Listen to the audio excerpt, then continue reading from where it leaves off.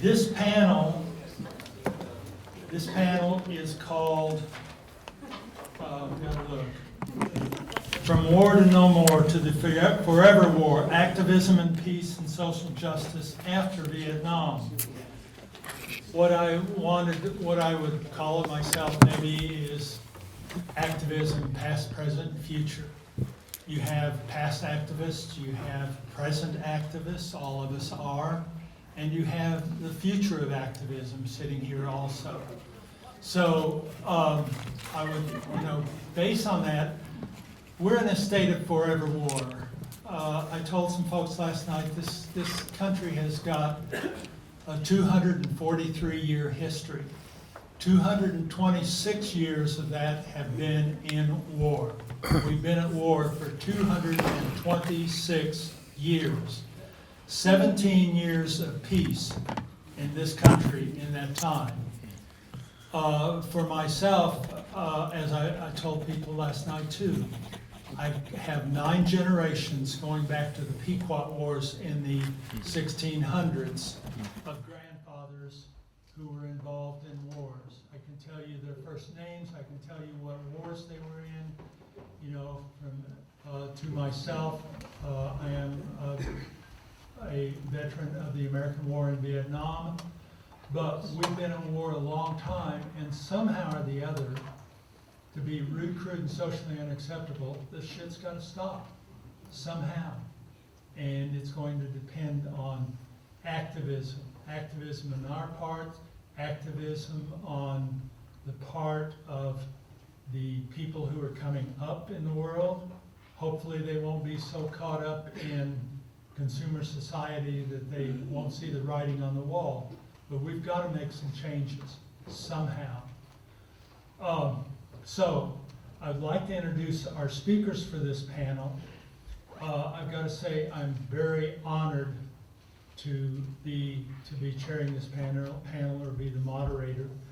But our first speaker is our honored guest for this conference, Mr. David Harris, a veteran anti-war activist.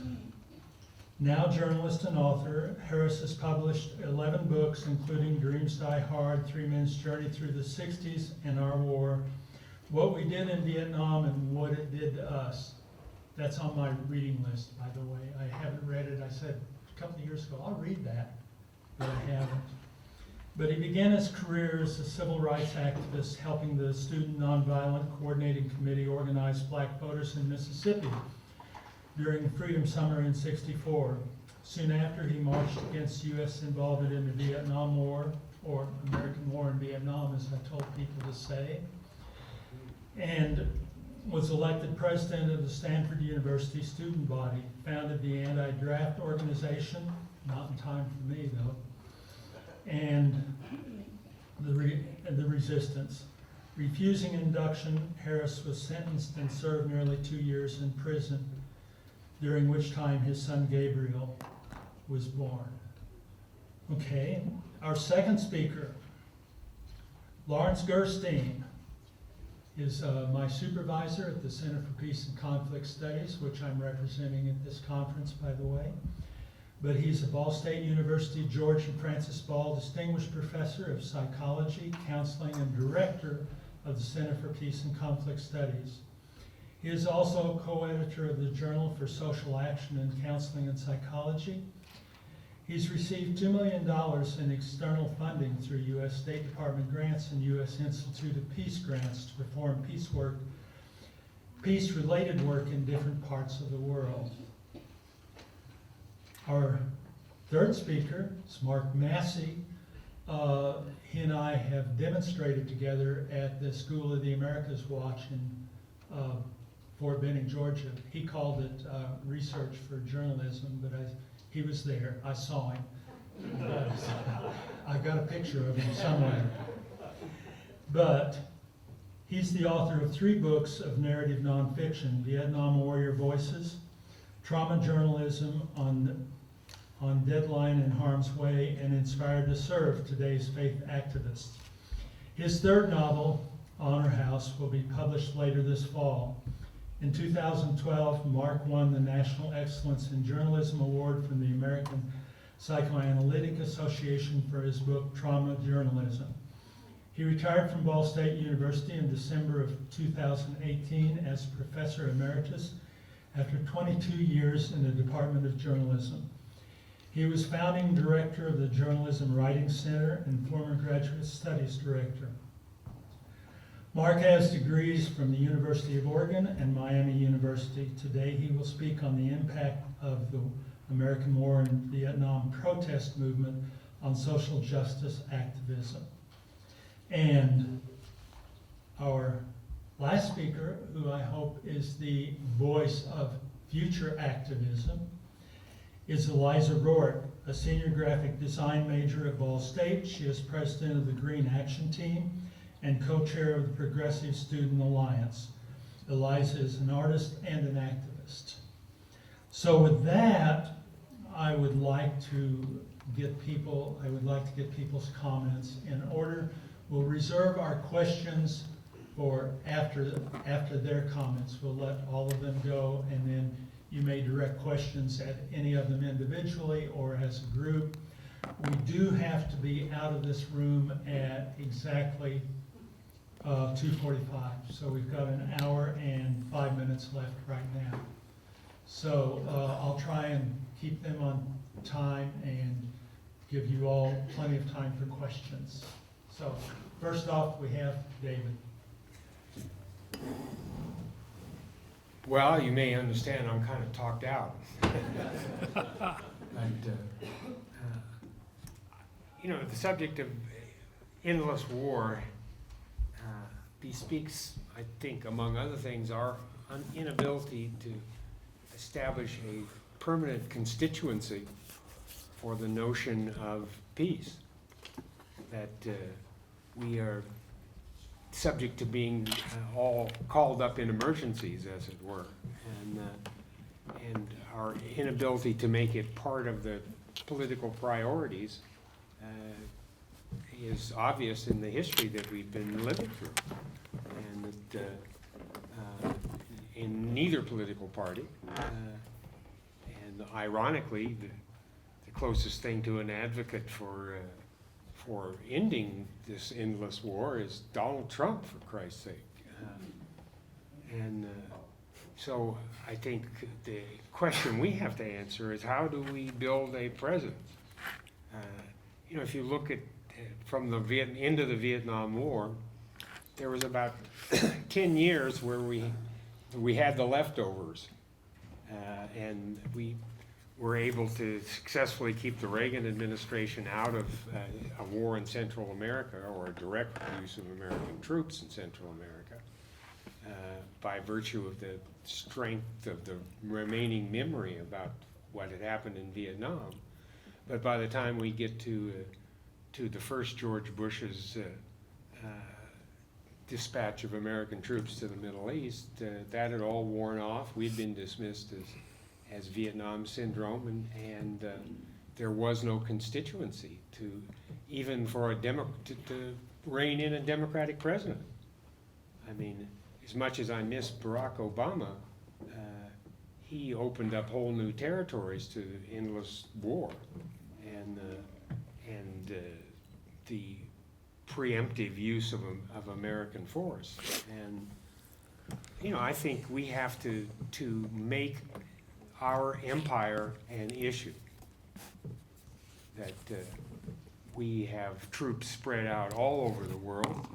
We have delusions of grandeur about how that's going to allow us to control events, and there is no constituency that has pushed the political system to at least deal with the question of empire and call it what it is. And the only talk about empire was all positive when George W.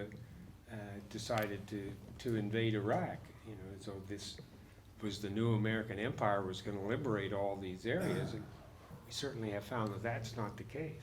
So I think the challenge is building a constituency that is going to insist upon this as part of as part of any political program. It's the best I got.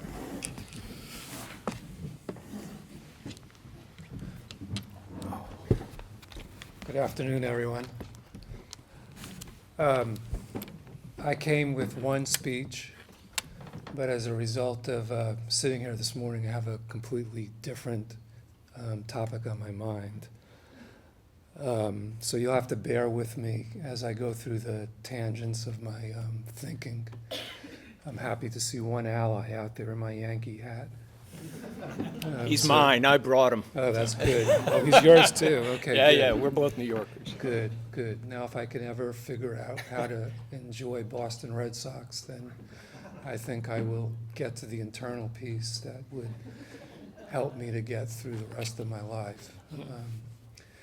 Anyway, this morning, for those of you who aren't here, was for me, a very unexpected kind of emotional experience. The stories that people shared and the realities of what I heard about American Vietnam triggered what us in psychology call flashbacks. So I still have them, and that's why I say, as I might go off on different tangents, it's common when you have flashbacks to go off on different tangents. I was born in 1952. In high school, I did protest against the war, though not for the humble reasons that I heard earlier. I loved the music. I loved the scene. I loved the camaraderie. We had fun. In kind of one word, you could say I was a hippie then. Maybe I'm still a hippie. I don't know. I did realize, though, that our government was doing the wrong thing. And what became even clear to me this morning was that we continue to sort of classify groups of people in a way that helps us to make sense out of a senseless experience that we all had, and us versus them kind of understanding of the complexity of what happened in the 60s and the 70s. So the us were those of us who participated for one reason or another in peaceful demonstrations. The them were our military. And that narrative continues to destroy the relationship between the people of this country, the military, and our government. And I never questioned my distrust and my concern for our politicians. Growing up in a family of activists and law enforcement and former military, I totally understood the importance of loyalty, integrity, and honor. And even though my dad was a very, very strong activist, when he saw me getting involved, he said to me, "Lawrence, don't you ever, ever, ever trust those politicians. They're liars." And David talked about it earlier. They're liars. Their job is to lie. Their job is to manipulate. Their job is to figure out ways to get things done that please them and please their constituents. So it's an interesting sort of what would you say, paradox that our military is trained in honor, integrity, and loyalty, which are the heart of our Constitution in a way, and our government elected officials are doing something different, okay? If we continue to sort of fuel the dichotomies between the activists, the military, and the politicians, and don't spend our energy finding the common ground that we all have, in some way or another, we have some common ground, the war will continue. The war will definitely continue. So my work as a result of growing up in the 60s, being a member of a family who were activists, has been to bring together what you would consider enemies, okay? Enemies to the table. And to try to figure out ways that those enemies could better understand each other so that we can achieve the kind of peace that everyone wants. I don't think there's anyone who doesn't want some kind of peace. As an example, when I took over the Center for Peace and Conflict Studies at Ball State University, now about 13 years ago, I was well aware of the stigma the center had. Oh, those are those peaceniks. Those are those hippies. They're against the government. They're against the military. They're against the law enforcement. And I was like really thrown by the extent of that particular stereotype that was connected to the word peace and peace activists. And I wasn't raised to think that way.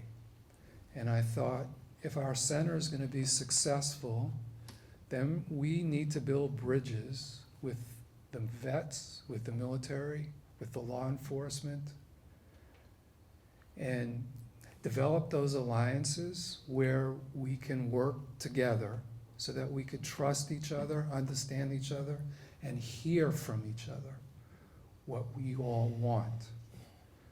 And I'm happy that we have made inroads in that effort, and that I don't believe the center is seen any longer as, oh, those peaceniks. And I think that's what my hope is, my vision is, that we'll let go of these stereotypes of each group and begin to better understand what we all have in common. Once again, I want to shout out to the vets who are here. I want to thank our military. I want to thank our law enforcement for what they gave, what they did, and I want to apologize for how myself and other people have treated them ever since they got back. Thanks.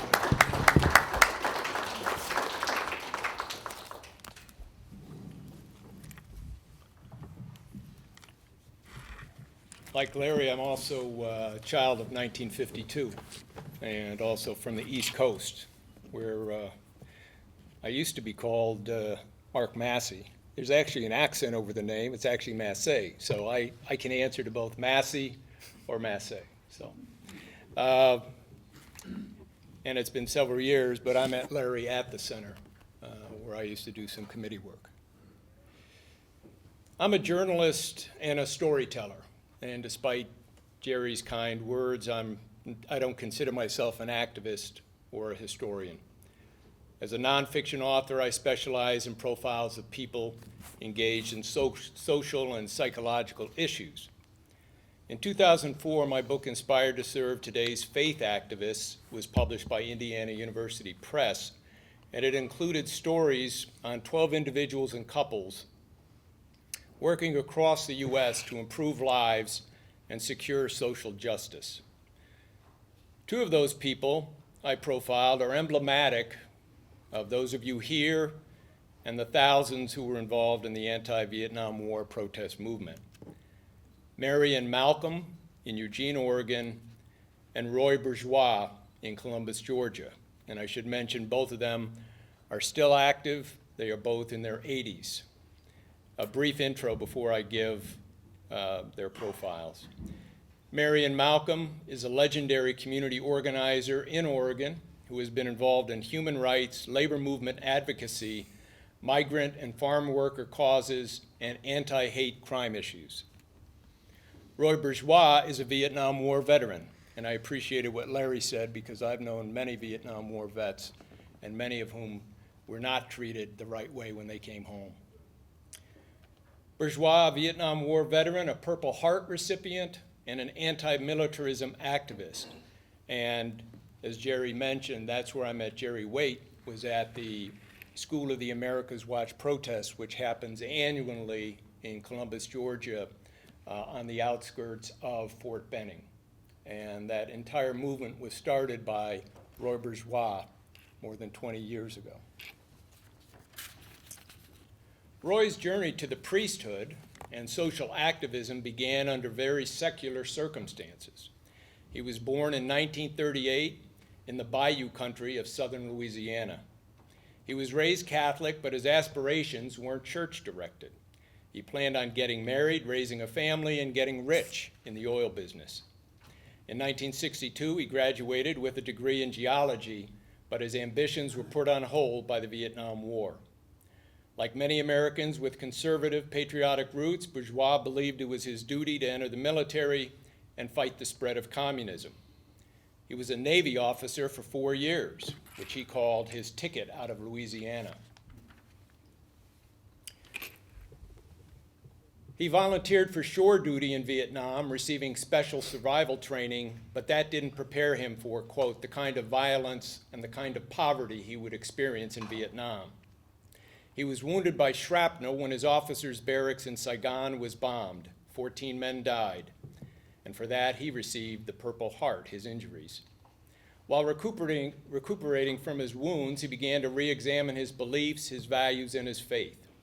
Then in 1966, with 5 months to go on his tour of duty, Roy Burgeois met a Canadian missionary from Quebec named Father Lucien Olivier at a mass in Saigon. Olivier talked about his nearby orphanage for some 300 Vietnamese children, many of whom had been wounded by American bombs and napalm. He invited Burgeois to make a visit. It would transform the naval officer's life. Before Burgeois left Vietnam, he had decided to become a priest. His chaplain recommended the Maryknoll order. They were called the Marines of the Catholic Church. While in the seminary, he spent a year in Chicago studying philosophy and religion, working in poor neighborhoods where he met community organizers and activists like Saul Alinsky and Monsignor John Egan. Burgeois was becoming enlightened, but his liberal protest days were still years away. In fact, he boycotted an appearance by Jesuit priest Daniel Berrigan, a prominent anti-Vietnam War critic. As Burgeois recalls, quote, "It wasn't that simple for me. I was against the violence of Vietnam, but what about friends who had given their lives for a cause they believed in?"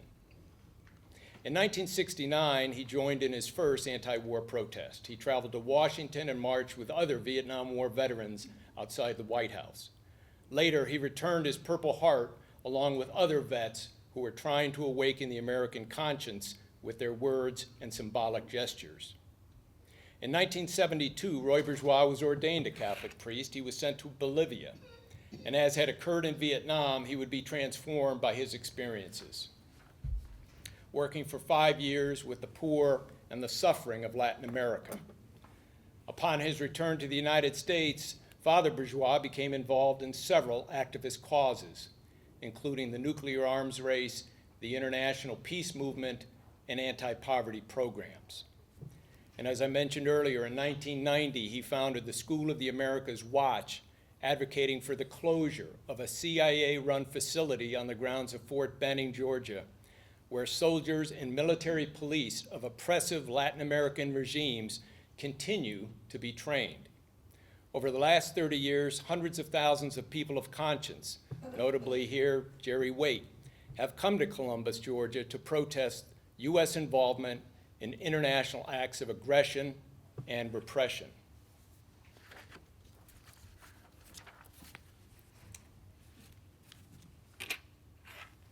And I should mention, if you do any research on the School of the Americas, they did a clever public relations effort several years ago to change the name to the Western Hemisphere Institute for Security Cooperation, WINSEC. That's true. But Roy Burgeois' movement, the School of the Americas Watch, or SOAW, and you can look that up, continues to work tirelessly to address those atrocities that have occurred throughout Central America and Latin America. Now on to Mary and Malcolm. I begin with a quote, actually, that I received when I did an interview with the editor of the local paper in Eugene, Oregon, the Register Guard. Quote, "Over the years, I'd see her on the front lines of every important social justice cause the newspaper covered: civil rights, peace, religious tolerance, care of the homeless and needy," says Jim Godbold, executive editor. Heck, she was in the news again this past week, speaking out at a rally against the war in Iraq.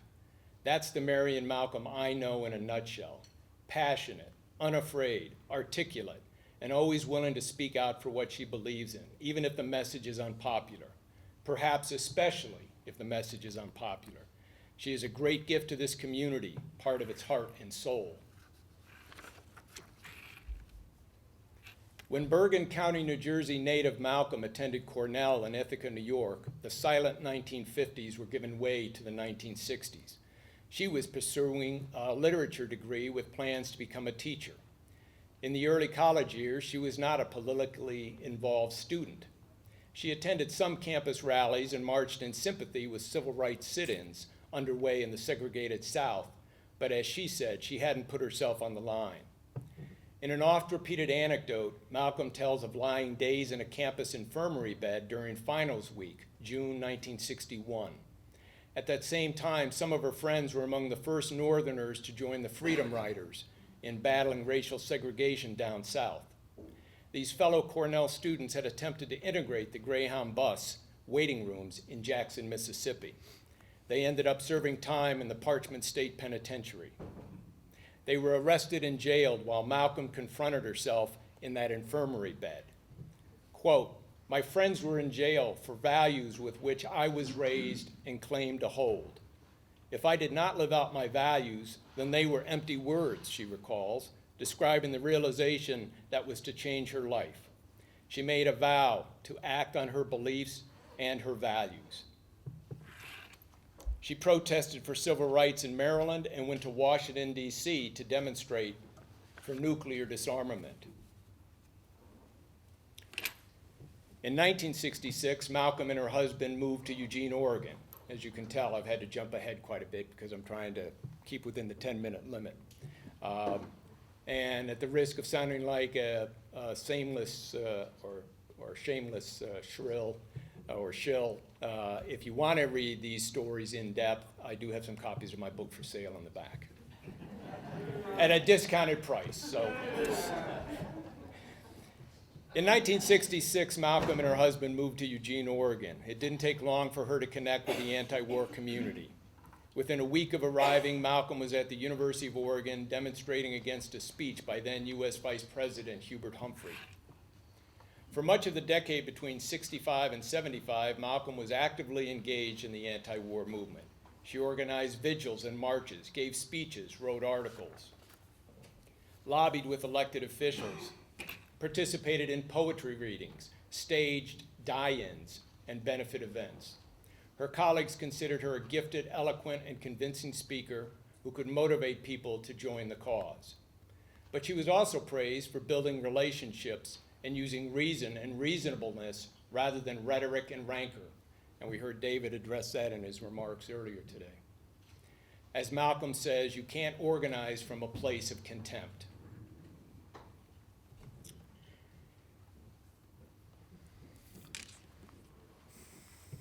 To wrap up in terms of the Marion Malcolm story, in a speech entitled "A Perspective from an Anti-War Activist," Malcolm has said, "Those who were sent to fight in Vietnam, including those who volunteered and went with a patriotic belief in America's war, were not the ones who involved us in the war.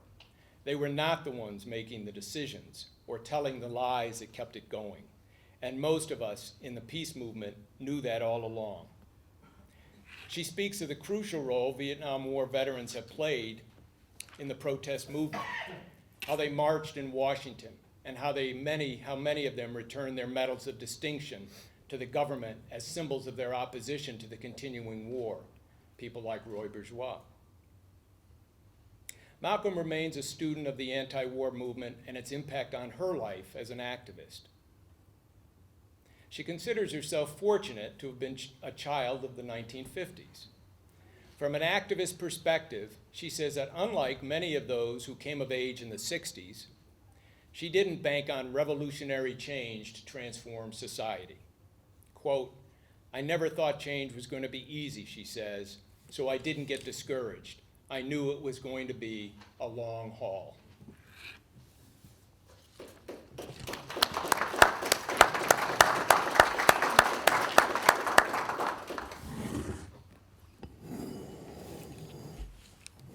When I was asked to speak at this event, I was a little surprised. My activism has never been on the scale of anti-Vietnam War protests. I've never even attended a protest with more than 100 people before. But when I started going through the list of things I've done in the past 3 years, it started to look a little long, and I'm going to detail 3 of the projects I've done. I became a student activist my freshman year here at Ball State. It started by attending weekly Green Action Team meetings and attending protests and rallies hosted by the Progressive Student Alliance. My involvement in these groups has continued to the present, where I now lead both. The Green Action Team is a student-led organization focused on educating college students on how they can be green and about current issues with the environment and sustainability. My work with the Green Action Team this year has been focused on creating a campus garden, which will provide food for Cardinal Kitchen and be a source of education for students on how to grow their own food. We plan to break ground in April 2020. The Progressive Student Alliance, thank you. I like to advertise the Progressive Student Alliance as an alternative to the College Democrats, as it is a student-led leftist organization. We focus on a lot of activism, but education as well. In the Progressive Student Alliance, we have just recently begun a campaign to increase the minimum wage for students working on-campus jobs. The current minimum is $7.25, and we want to raise it to at least $8.40 an hour. And our petition for this cause actually went live today, so that's exciting. I want to mention another organization I'm a part of. I'm an active member of Muncie's chapter of Food Not Bombs. For those who don't know what Food Not Bombs is, it was founded in 1980 by a group of activists in Boston. They wanted to set an example for what they believed people should value. Food, not bombs. Community, not war. Friendship, not violence. Their solution was to cook free vegan meals to take out into their community and share with their neighbors in need. Here in Muncie, we do the same. We take our meals to the Mitzvah station once in the morning and once in the evening each week to feed all our neighbors going to and coming from work and school. We talk to them about local issues, listen to their thoughts while eating with them. This is what I'm most proud of in my activism so far. But now I want to look toward the future. Yesterday, I was reading the Daily News article where David was interviewed. He mentioned that there are so many issues to focus on these days, and that it's hard to unite everyone under one stance. While I agree, I also believe there is one issue that stands out among the rest. Climate activism, in my mind, is the future of activism, and especially peacemaking, simply because without a planet capable of sustaining human life, peace is impossible. In my eyes, in the eyes of many of my peers, you can't be an effective climate activist without also being for other things: anti-war, anti-racist, anti-fascist, and anti-capitalist. These four, thank you. These four main considerations extend climate activism into the global movement it needs to succeed. To start, war has always had negative environmental impacts. I think we all know this. During one of Rome's many wars with Carthage, for example, Roman soldiers salted the fields of Carthage so heavily that they couldn't grow crops in that area for generations. Now, with advanced weaponry, the impacts are even greater. The US military is the #1 polluter in the world. Working toward reducing the size, budget, and global scope of our military, as well as denuclearizing our military in a pact with all other countries, is several enormous steps toward ecological justice. Another facet is anti-racism. Pollution and environmental destruction affect marginalized communities of color and the global South more than the West and white communities. Things that come to mind are Flint, Michigan, and the indigenous tribes of the Amazon. Listening to and supporting people of color in our communities and giving the global South the freedom and resources they need to govern themselves is key to protecting local ecosystems and the cultures that are connected to them. A similar aspect is being anti-fascist. Fascists support war, genocide, eugenics, strong authoritarian governments, and they thrive off of capitalism, which I'll get to in a second. Border walls, I think, are a very strong example of how fascism affects the environment by obstructing migration patterns and disrupting the balance of thriving ecosystems. The Amazon fires were man-made, and they were approved by the Brazilian government. And just a few weeks ago, a police officer ran over a Native American man whose tribe had prevented the construction of one section of the southern border wall. Another instance that comes to mind is the National Guard's intrusion on Standing Rock. The final and the most important aspect of environmentalism is being anti-capitalist. It's no coincidence that the dawn of industrialization, the rise of capitalism as an economic system, and the exponential growth of CO2 emissions happened around the same time. Capitalism operates under the assumption that we can achieve infinite growth from finite resources, and anyone who's taken science class in 7th grade knows that that's impossible. Jeff Bezos and his friends in the ruling class have frequently asserted that they want to spend their money on a Mars colony. So why are we letting people who want to check out of living on Earth decide what happens to it? The violence I see in my life and my community is poverty under capitalism. How can there be peace when people in need, even in the most industrialized communities such as America, have to struggle for their basic needs? Poverty is only being exacerbated by climate destruction and pollution. So how do we fix this? Through direct action, strengthening local communities, subverting the systematic ways of providing goods and services, disruption of the economy and the political order.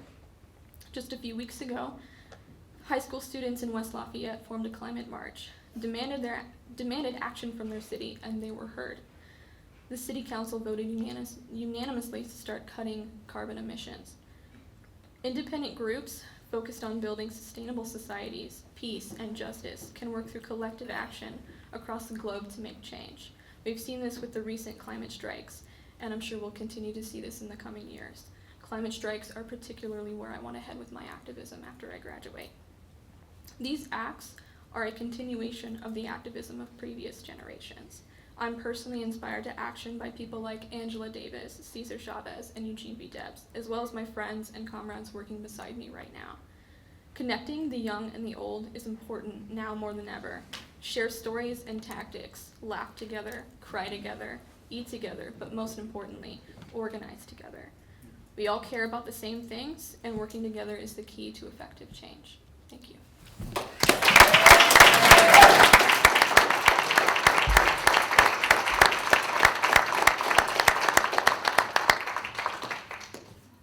Okay, so at this point, we have plenty of time for questions.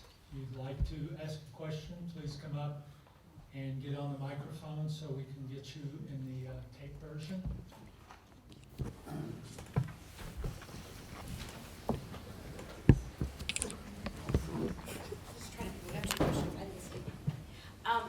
first question, I guess, is to the panel.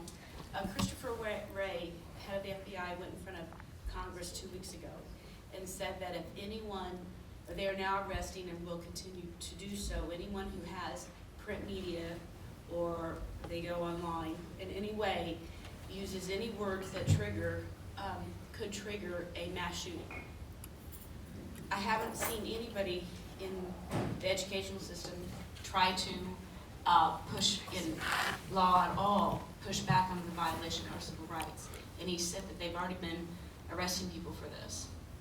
So you're not saying that you want someone to shoot, right? You just may be using a phrase or use anything that would incite someone who he said lives on the fringes. So my question is, when you want to be an activist, which I do, but like I held back on something I wanted to say that I was going to post, because, well, if someone reads that and they go shoot someone, then Christopher Wray said, I can be held accountable. He will arrest me. So do you have any thoughts on that? Or had you heard of that? I haven't heard about it, but I think the response is bring it on.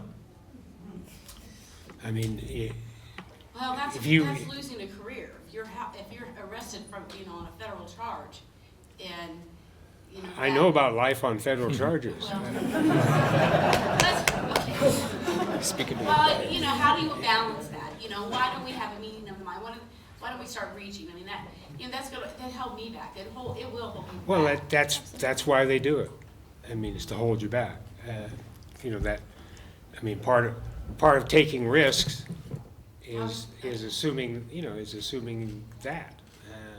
Okay, so my next question is that years ago, not that so long ago, I had doctors, specialists say, well, this is why this has happened to you. You've been exposed to Agent Orange. How'd that happen? So then I'm researching it, and the actor Robert Urich, he was told the same thing. So in my research, and what I found in the connection to Vietnam is Eli Lilly in DES, and then Monsanto, or the Queen of England in Eli Lilly, and the drug desmosterol, which they call DES. Then they kind of tweaked that and made that into Agent Orange. So my question is, in all these years, why hasn't anyone gone after Eli Lilly on this and addressed the issue? You really are the one that were the catalyst to creating Agent Orange. Weren't there some lawsuits? There was a On massive, Monsanto. there was all of the chemical companies, major chemical companies. There was a major lawsuit in the 1980s with the Vietnam, on behalf of the Vietnam vets. It was a collective lawsuit. Yeah. So you have to do your research to find So out. it was for the Vietnam vet. So even though that same drug, they're saying, well, yours was it, so that doesn't come under that. And, well, educating people on that, because I was blindsided. Yeah. I think that one thing in the activism is realizing, letting people know the victims just aren't over there. They're here too. That drug was pretty toxic. Okay, well, thank you for everything that you do. Before, I wanted to take off from where Eliza was, which is, part of the political dilemma of the moment is that there is one issue which is existentially more important than any of the others and subsumes all of them, and that, of course, is climate change. We're talking here about the destruction of civilization, if not the elimination of our species. So it is quantitatively of a whole other level. But I think part of addressing that has to be that the use of military force is absolutely untenable on any plan to eliminate climate change or to address climate change. We have to act as a single species in order to get out from under this. And we can't act as a single species as long as we are sorting things out with our military. So I think it's a way for us to roll the cause that's so close to our heart into that larger issue that demands being dealt with. But part of dealing with it is a transformation of how we organize ourselves as a species. And that means in order to get the kind of consensus that we need in order to deal with climate change, because it requires universal action. we have to stop beating people over the head and start talking to people. And so that saving the planet on that level is also a way to address the issue of organized violence by states.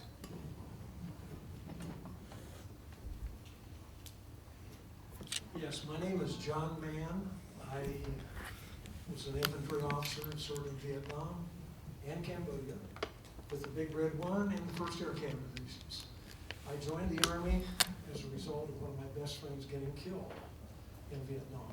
I decided that for me, I would join the Army and go see what it was like for myself before I made any decisions about whether it was right or wrong. So I went over as a patriotic duty, you might say, and I experienced the war. And I understood the activists, the protesters, and what they were doing. But the thing that really upset me was the fact that I heard that protesters in California particularly, as the veterans were returning home, they were getting spit upon and called baby killers. Now, I think that the protesters went a little overboard and probably crossed the red line.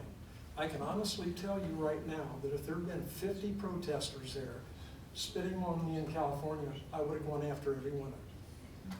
That was not right. They should have limited to their protest.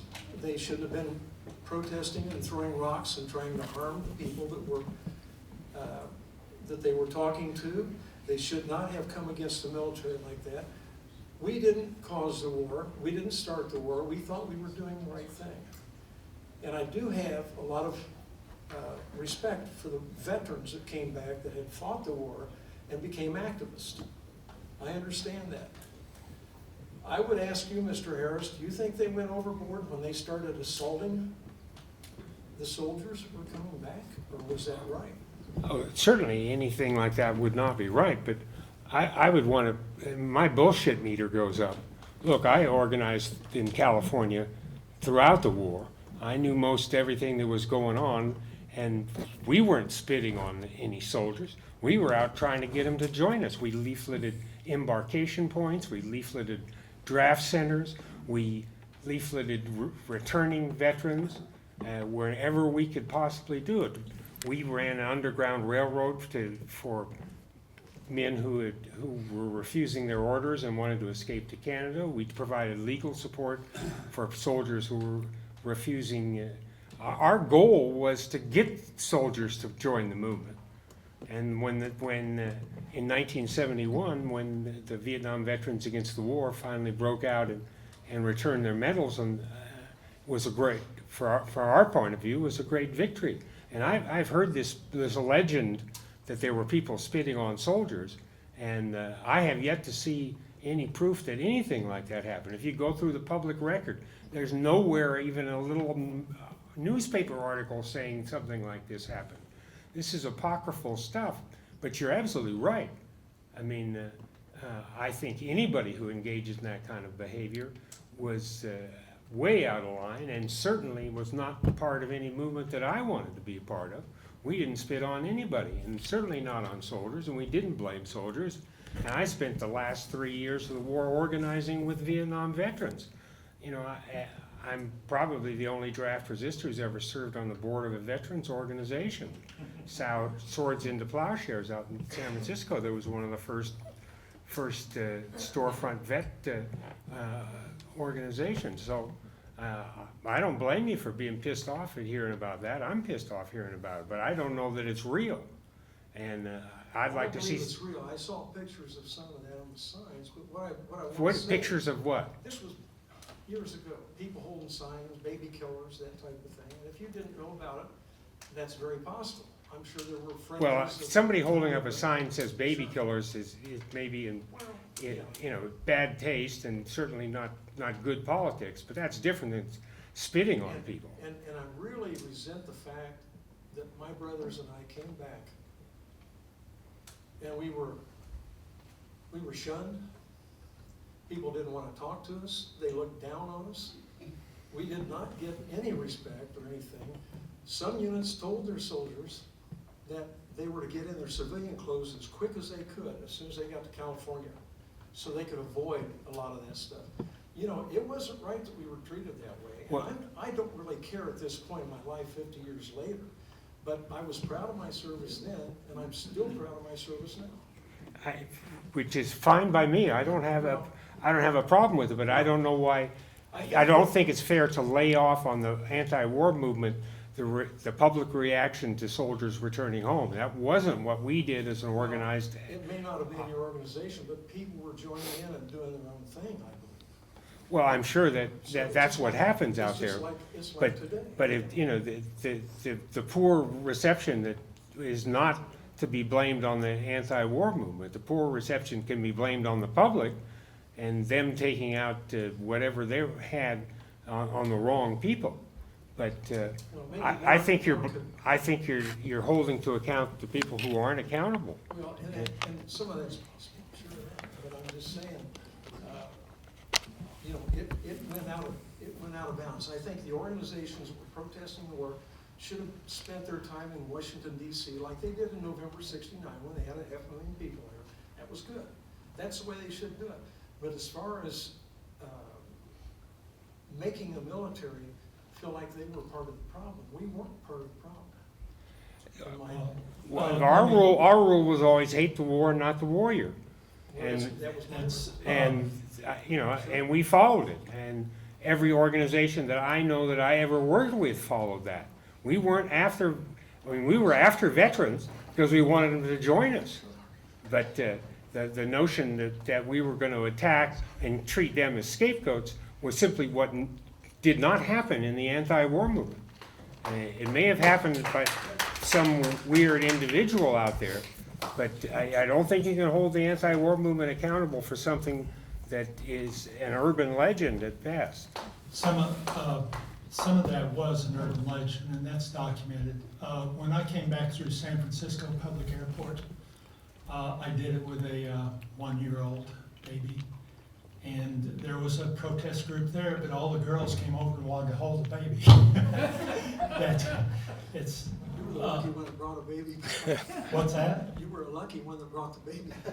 Well, it was an interesting reception, but they did have signs. They had, you know, it was an anti-war protest group. They were polite, and the girls did come over and want to hold the baby. Can I say something, Jerry? Yeah. So, you know, I really appreciate, John, you bringing this up, and I also appreciate David, you know, sharing his perspective. And I just want to point out that there's truth in both perspectives, and there's a reality in both of these perspectives. And the difficulty that we still have is the belief that one is right and one is wrong. In war and everything surrounding a war, there's lots of confusion, and there's lots of attempts to mask what's actually really happening, the reality of what's really happening. So who fed your narrative? Who knows? Who fed your narrative? Who knows?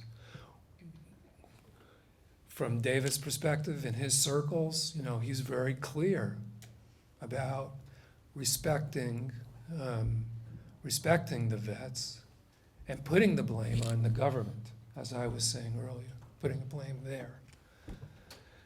These dialogues, we need these dialogues. We need these kind of courageous dialogues to happen more. And to get to points where we have an understanding. Here, Robert. If this gentleman was mistreated, To the microphone, please, so it gets picked up on the tape. well, I don't want to cut in front of anybody, but I did raise up my hand. I'll hurry. If this gentleman was mistreated, I think nobody here stands for that, and I think we should give him a round of applause for his service.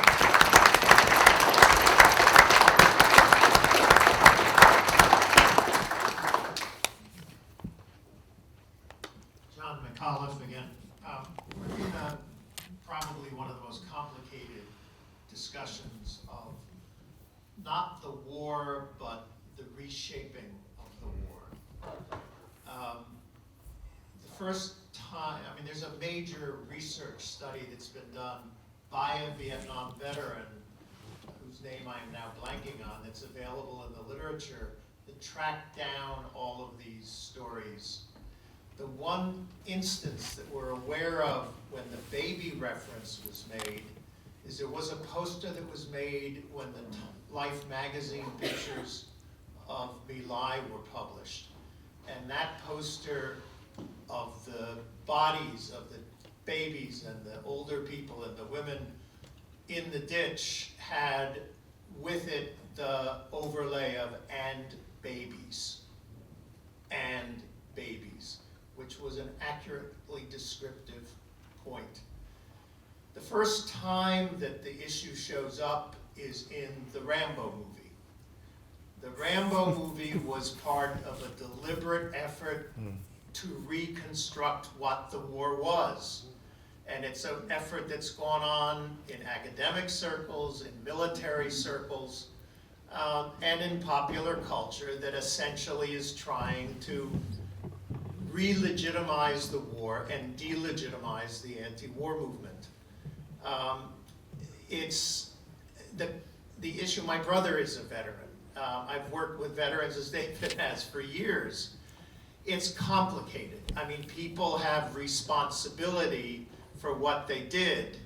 And that's one of the things that has torn apart a lot of Vietnam veterans, is knowing what they did and the lack of even just war moral basis for it, my brother included. You know, the problem of, in fact, in poll data, the people who were most antagonistic to Vietnam veterans were World War II and Korea veterans, who felt that the Vietnam veterans, they hadn't been good soldiers, they'd had all these drug problems, goes on and on and on, they fragged their officers.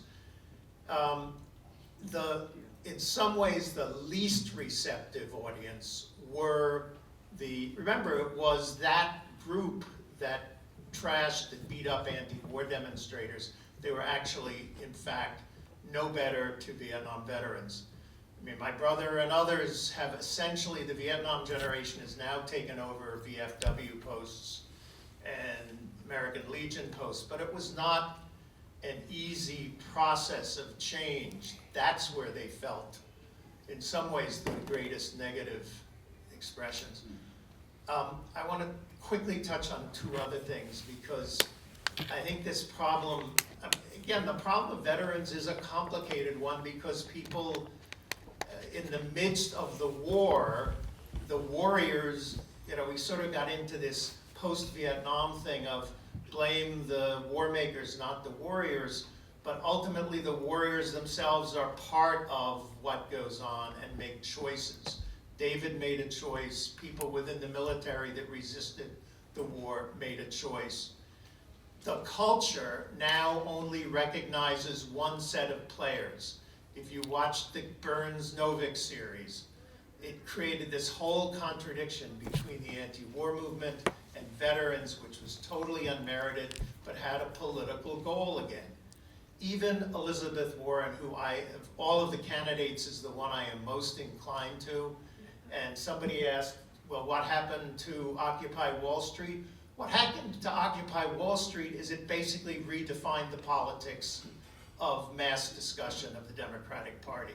Both Sanders and Warren are occupying from the position of Occupy Wall Street in terms of the 1% being the target of what they're trying to do. So, but that aside, I went to Elizabeth's speech in New York, in Washington Square. It was eloquent. She tied together the nearby shirtwaist factory and Frances Perkins, who then became the first Secretary of Labor and devoted her life to changing the nature of American workplaces and Social Security and everything else. Well, Elizabeth ran through a series of examples of social movements and the impact they have. She talked about the labor movement, the civil rights movement, the anti-gun movement, the women's movement, gay and lesbian things. You know, the movement she never mentioned was the anti-war movement.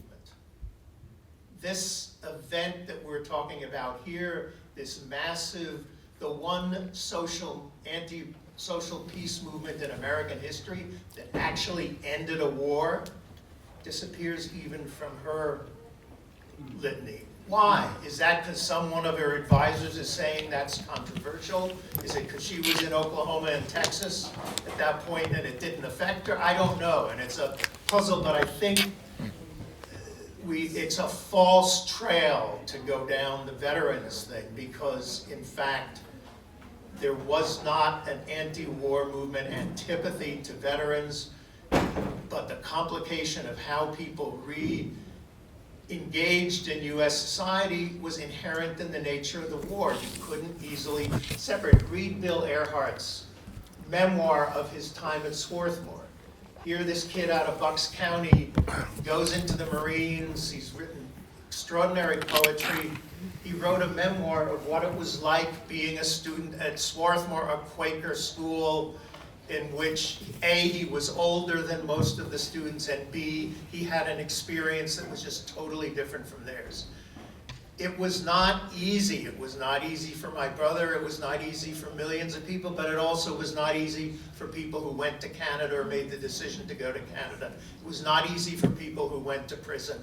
There were all kinds of struggles and strains and costs, but only one of those gets talked about in the mass media, and that's veterans. Okay. Another question? Hi, I'm Karen Spangler, an advisor here, and I am so impressed, Eliza, with your work already. Actually, I don't know why. I don't think I'm being hormonal or anything, but I had a few tears. So it's just exciting. It makes me hopeful. It just makes me very hopeful. There's so much that's not hopeful. My question is, social media. Our president's doing a great job twittering his life away and our lives away. How do you see where we're at with media and the media resources we have being functional in healing, in proactivism, and not falling back into being the sheep and blindly following? I know that Twitter and other social medias have been used during protests and during natural disasters to keep people up to date on what's going on. I know I use social media as a way to connect with people who will help me heal and grow and be active in politics. I definitely think there is a solid future in social media and the internet and activism, as we've already seen and will continue to see for a long time. Yeah, that's a great question, and one part of my life that I did not talk about.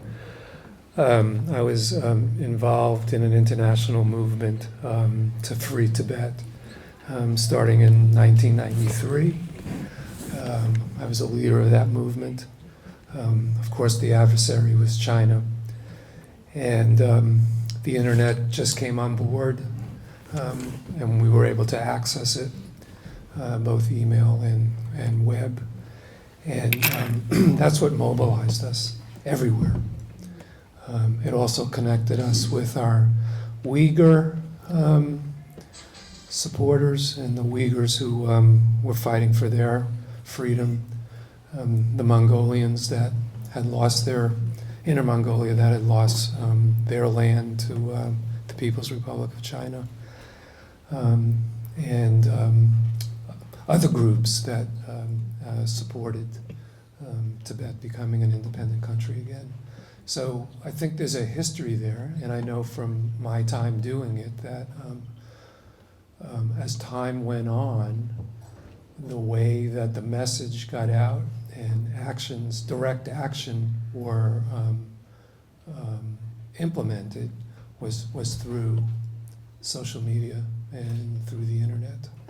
And some of those Tibet organizations that had boots on the ground, if you will, have now become completely focused on their social media presence and being as sophisticated as possible in their messaging and targeting their groups and mobilizing their supporters. So I don't think that's going to end. I want to say something about that. One other thing about my work with Tibet that I didn't talk about earlier. I found in that work, and I was a target by China's government. I was followed in many places around the world, and I discovered, one of the things that I discovered was that my best allies were law enforcement, the FBI, the military here in the United States. This was 1994, I'm talking about, 1994. And at that time we were warning Americans about the buildup of China's military and what its implications had for us here in the United States. And no one was paying attention. No one paid attention. But the military knew, and law enforcement knew. And they made so many things possible for us in the Free Tibet movement to express our message of freedom and democracy that I was just humbled. I was really humbled. And that's probably when I had the first-hand experience of understanding that importance of identifying allies, working with your allies. They made it possible for us to do things at the consulates and the embassies, China's consulates and embassies around the world, that you could not imagine, because they were knowledgeable about where the future was going and the importance of promoting democracy.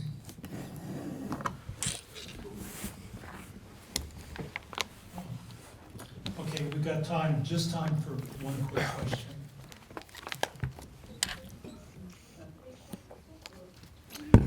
One other thing I want to say, sorry. I had to stop my work. I stopped my work about 6 years ago now because my family inside of Tibet was threatened. And I took many risks for a long time, and then I couldn't live with it any longer. Hi, I'm Emma Lang. I'm a student. I'm a freshman here at Ball State. And I see through social media all this activism, and I want to be active, but I have a hard time staying hopeful about the future because I see all the hate in the world. So my question is, how does a young person stay hopeful and stay wanting to help without feeling like their actions aren't going to do anything in the long run? Well, my experience as an organizer is that you never know the answer to that question about whether you're being effective or not. You know, what you do bounces 6 times before it hits home. It's like being in a pinball machine. And so that you end up having to act and to reach out as a personal act of expression. And whether you're going to bring home any fruit out of that is never clear. So that I wouldn't call it faith, but it's something like faith that you have to have. And you have to get your satisfaction from the doing. You can't get your satisfaction out of the result because you often don't experience the result, even though it has one. And I sympathize totally that you're not hopeful. I'm not hopeful. I mean, I'm an old fart and going to die soon, but I don't see, I just see a lot of threat out there and a lot of enormous consequences that are coming up on us, and we've got our head up our ass. And so I can't offer hope, but I do think what you can offer is the identity, is what kind of person are you? Are you going to be someone who just rolls over when the dark clouds come, or are you going to stand up and be that kind of person and take your reward in that personhood? I think, as an organizer at least, that's how I kept going, through 12 months in maximum security, 4 months in isolation cells, but it's in yourself that you will find the motivation that goes on, and maybe not in the results. Okay. Do you have a real quick question? Very quick. It's actually not even really a question, but in 1986, our Federal Communications Act was modified, and one of the major modifications was the removal of the requirement for fair and balanced reporting. And up to that time, the stations had been somewhat honest, our national networks and our newspapers. But from that point forward, it basically it could be anyone's opinion and anything you want to say.